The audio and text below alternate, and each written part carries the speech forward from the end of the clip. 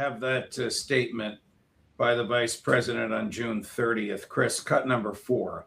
Mm-hmm. So I think what the president has told us to do is use this MOU to sort of refill the world's oil economy, to refill some stocks, and then to see where the hand is.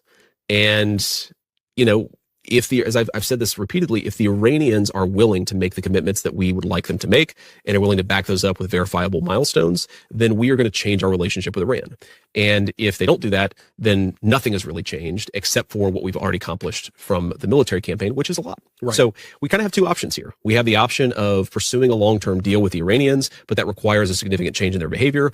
We have the option of banking our wins, and then, of course, doing things on top of that if the president feels that we have to. And I think both of those options are very much in play, and the president's going to let this play out.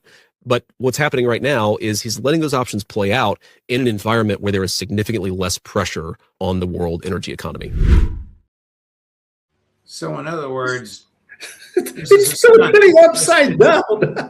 It's completely upside down, Judge. It's the Americans that don't want to fulfill the commitments. It's the absolute opposite of what he said. This is the document that he negotiated for. Exactly. I don't know if President Trump read it before he signed it. Knowing the president, I guess he did not. But surely the vice president read it before he sent it to Washington.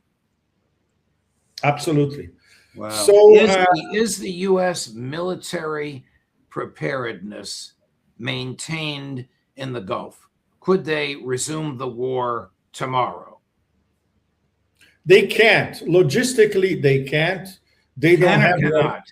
Exactly. They cannot. They cannot. Logistically, they cannot. Militarily, they cannot. They cannot. They don't have the equipment or the troops to do it. They don't even know what would they bomb or attack or invade or whatever.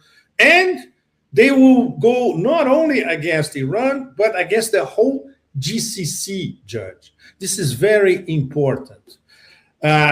There was a clear message sent via the Pakistanis to Washington, not only from Iran, but especially from the Saudis and the Qataris. Trump cannot restart this war, and we're going to do everything in our power so the Americans will not restart their war. Because we know if the war restarts, we are going to pay the price. We means the top GCC nations. We're not even talking about the Emirates, because the Emirates, for all practical purposes, they were at war against Iran from the beginning.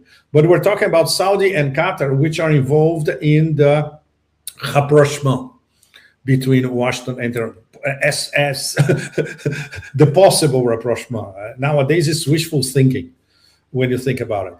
But the Pakistanis and the Omanis and the Qataris, they don't give up. The back channels continue, and they are trying to impress to the Trump administration. Look, we broke our backs trying to get this MOU. Please fulfill the obligations that you said you were going to fulfill. After all, you signed it.